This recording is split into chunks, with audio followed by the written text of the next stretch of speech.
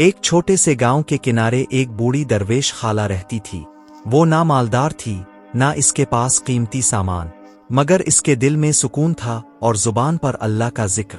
وہ جو بھی پھل سبزی آگات دل خوشی سے ضرورت مندوں میں بانٹ دیتی۔ گاؤں کے پاس جنگل میں ایک چالاک گیدڑ رہتا تھا۔ وہ روز خالہ کے باغ میں آ کر کچھ نہ کچھ کھا جاتا۔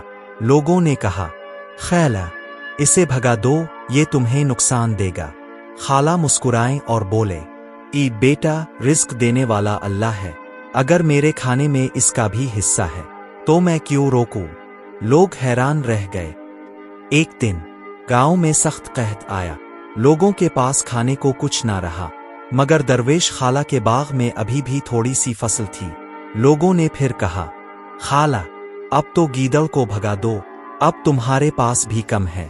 خالہ نے اپنے رب پر یقین کے ساتھ کہا، جو دل حساب میں جیتا ہے وہ ہمیشہ ڈر میں رہتا ہے، اور جو دل رب پر جیتا ہے اسے کبھی کمی نہیں ہوتی۔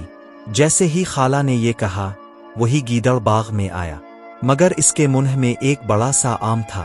وہ آہستہ سے آم خالہ کے سامنے رکھ کر چلا گیا۔ گاؤں والے حیرت میں رہ گئے۔ خالہ نے کہا، محبت جب دل سے دی جائے تو قدرت اسے لوٹا کر ضرور دیتی ہے، کبھی انسانوں کے ہاتھ سے اور کبھی جنگل کے ذریعے۔